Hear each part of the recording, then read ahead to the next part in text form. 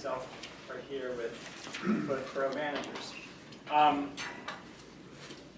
Basically, we have 3 items on our agenda this evening. We'll be reviewing the recommendations of the Narberth Planning Commission, their amendments to their recommended amendments for Ordinance 984, and then they have responded, generously responded to Council's request for more information about the form-based code and to set up some, basically either reiterate their recommendations or to offer us counterpoint on several questions that Council had for them. So I think, and then the final question is whether there are any outstanding other zoning issues that we're not aware of, and to discuss Mr. Walco's statement on the issue of teardowns and how we might deal with that issue. So actually that's 4 items. So why not?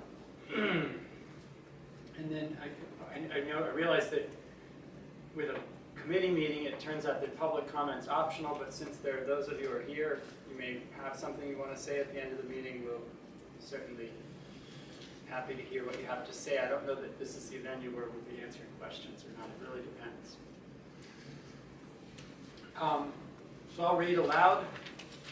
This is the recommendations from the Narberth Planning Commission written December 3rd, 2015 by Chair Jim Cornwell, the chair of the Narberth Planning Commission. On November 24th, 2015, the Narberth Planning Commission met at 7:30 and duly advertised special mid-November public session to consider recently drafted revisions to the non-conforming use ordinance providing for inclusion of mixed residential and office uses in section 124-89 of Ordinance 984 by conditional use approval. Present for the Planning Commission were Jim Cornwell, Chair, Todd Bressie, Jim Spear, Eli Holtman, Miriam Shanko, and Heidi Boyce. Planning Commission member Dave Brower, architect for the owner of 198 Elmwood Avenue, had previously recused himself from involvement in this and from any and all other matters potentially affecting his client's interests. Present for the borough was Councilman Bob Weisbord and Assistant Borough Manager Sean Metrick. Following review and discussion of the draft, including discourse with several members of the public, a motion was made, seconded, and unanimously approved the recommendation to Council of the language as drafted with the following modifications. 1, reference B3A. It is recommended that the meaning of certain professional operations is vague and should be clarified with language that conveys infrequency of visits to the office by workers and clients, perhaps amplified by illustrative examples such as engineering, attorney, accountant, etc. That's the first modification. Reference B3D. It is recommended that this paragraph be replaced with a provision that 100% of the residential parking load, including required handicapped available spaces, be accommodated on the property off-street. The Planning Commission notes that B3G provides that office workers do not qualify for privileged parking and will not receive permits for parking in restricted zones. Thus, the supply of parking spaces in restricted zones will not be depleted by the presence of non-resident office workers. This simple provision preserves an on-street parking for residents and is readily enforceable.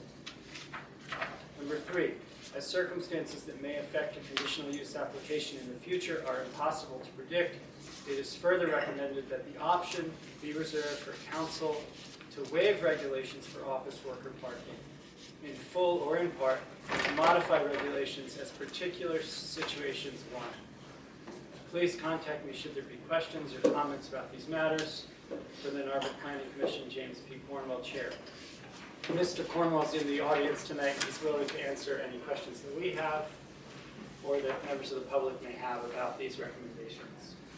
Well, I think it's interesting because we don't share meetings, but I think we think a lot alike, in terms of the way that we're trying to mitigate any impacts of a potential mixed use in the particular property that has an active developer, but also in the other properties that, could fall under this ordinance. My question about the parking in restricted zones. By not offering permits for parking in restricted zones to office workers, where do we anticipate them parking? Or do we just hope to make it so inconvenient as to distance them from bringing the vehicle? Follow you.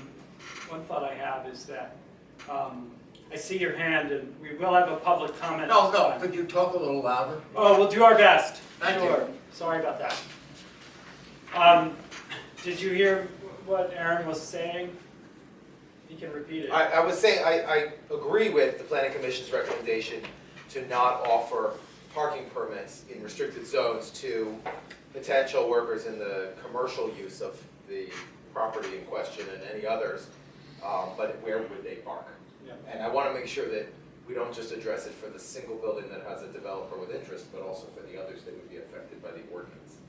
Well, I think Jim can speak for the Planning Commission's opinion or discussion, but it seems to me that there are many people who work in the borough, who park in the borough, and they find parking spaces all over the borough. And even if you aren't privileged to have a residential parking permit, or even an on-street office worker permit, there still seems to be parking available to people who work in the borough and visit the borough.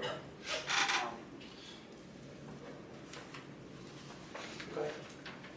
That's my view on it. Jim, do you want to add anything from the Planning Commission perspective?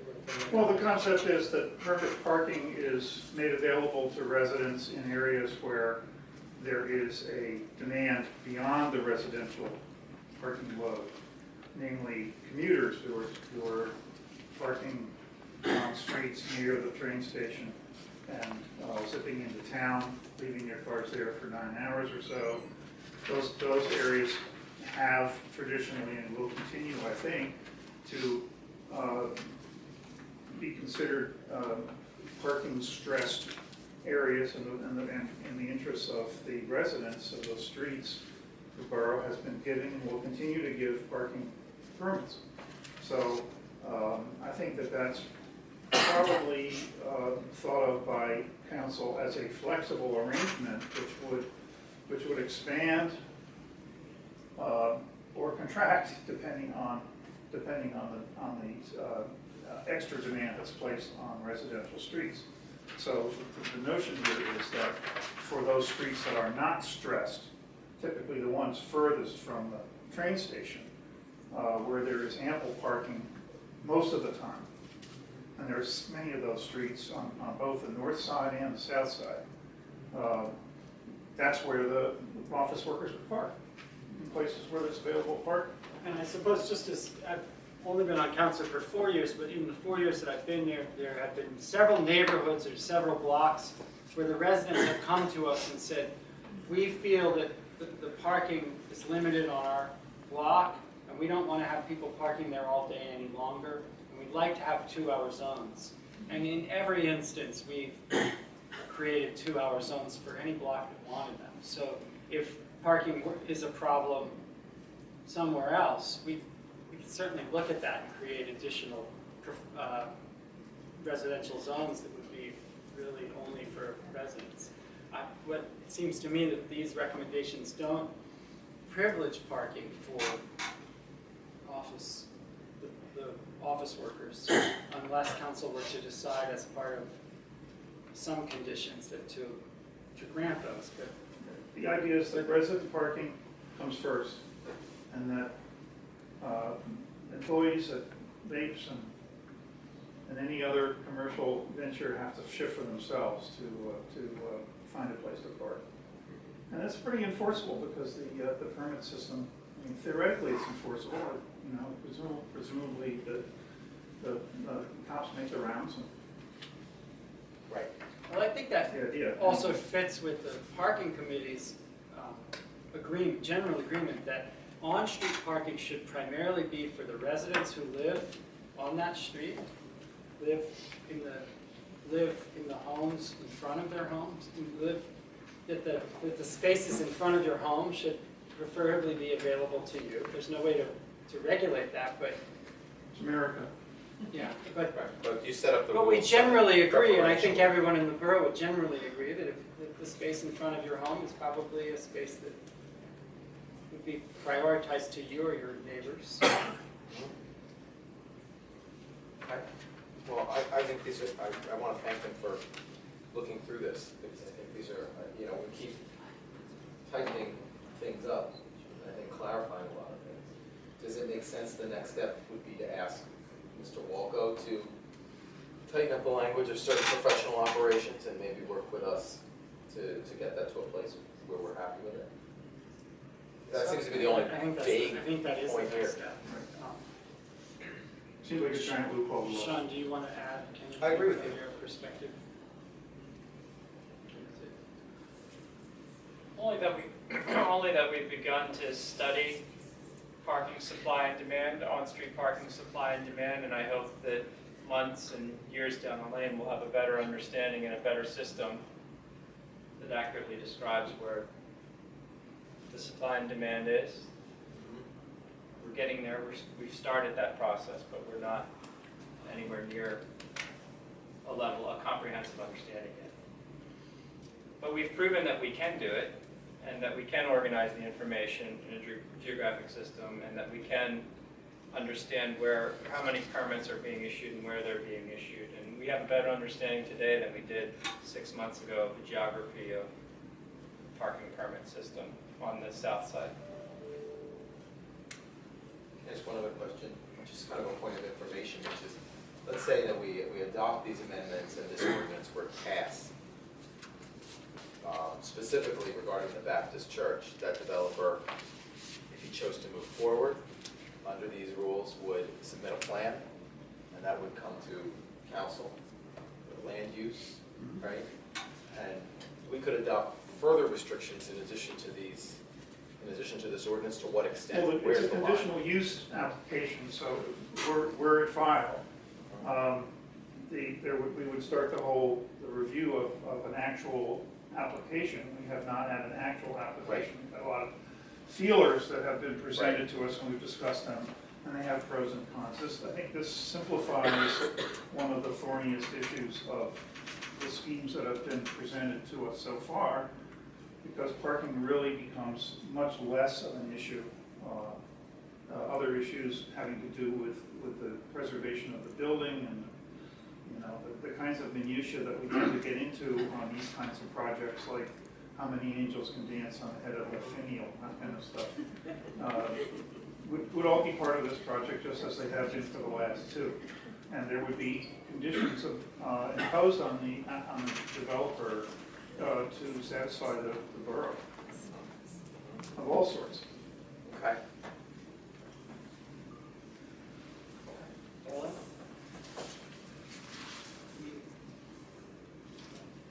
I have anything more to say. I'm good. And if this were to be introduced by council, there would be a public hearing that would need to be scheduled and would have to occur prior to consideration of adoption, much similar to the one that occurred October 7th.